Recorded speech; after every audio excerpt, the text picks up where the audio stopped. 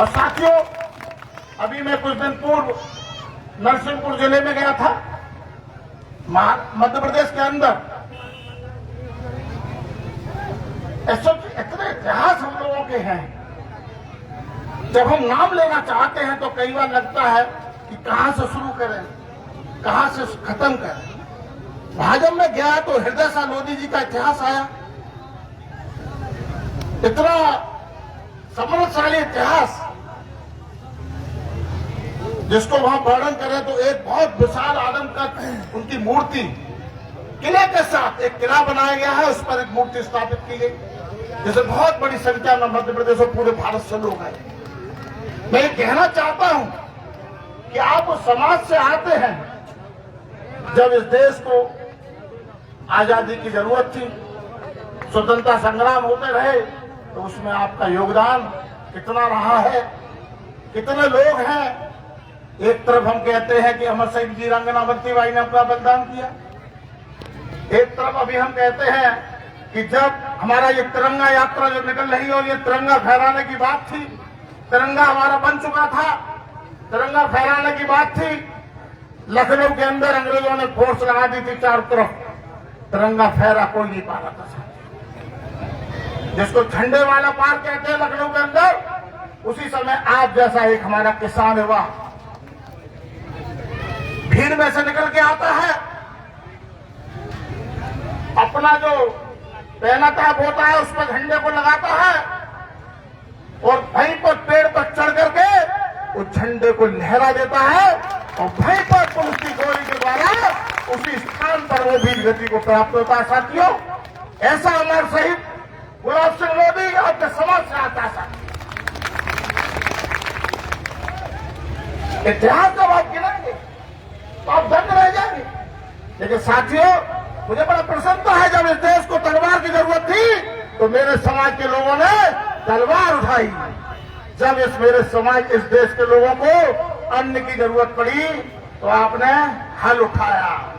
इस देश को अन्नदाता के रूप में आपने किसानी करते हुए इस देश को अन्न भंडार भरने का काम आपने भी उसमें भूमिका निभाई। साथी, तलवार की जरूरत अपनी जगह थी, हल की जरूरत अपनी जगह है। मेरा एक निवेदन है साथियों, इस बदलते युग में अब जरूरत है एक चीज और उठा लीजिएगा।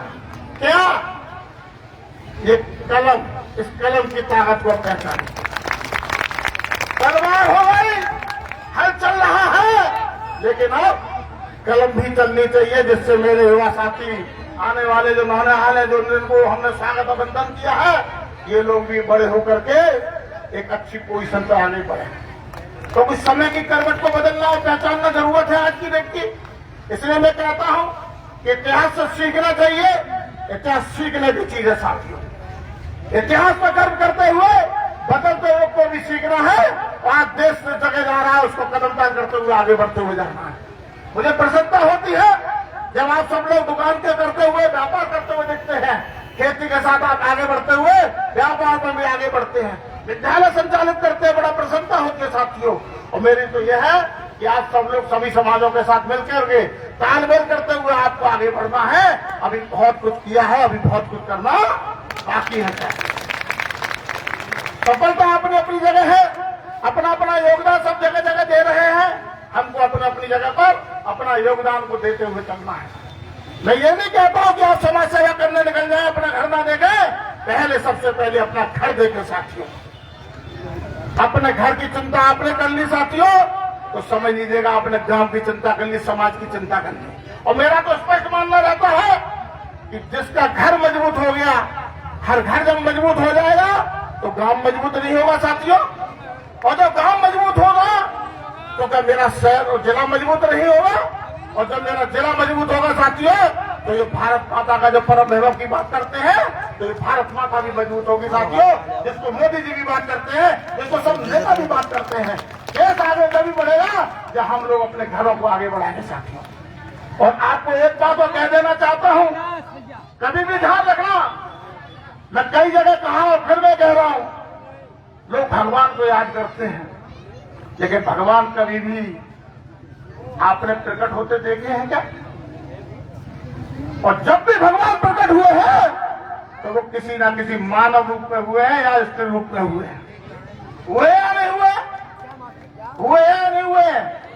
भगवान जब भी इस पृथ्वी पर आए हैं तो किसी स्त्री रूप में या पुरुष रूप में आए साथियों। और हम सब लोग भगवान के अंश हैं या नहीं है? बताइए आप, हम सब लोग यहाँ बैठे हुए भगवान के अंश हैं या नहीं है? तो कौन से भगवान का अवतरण याद कर रहे हो भाइयों? आप सब लोग भगवान का अवतार हैं, उनका अंश है।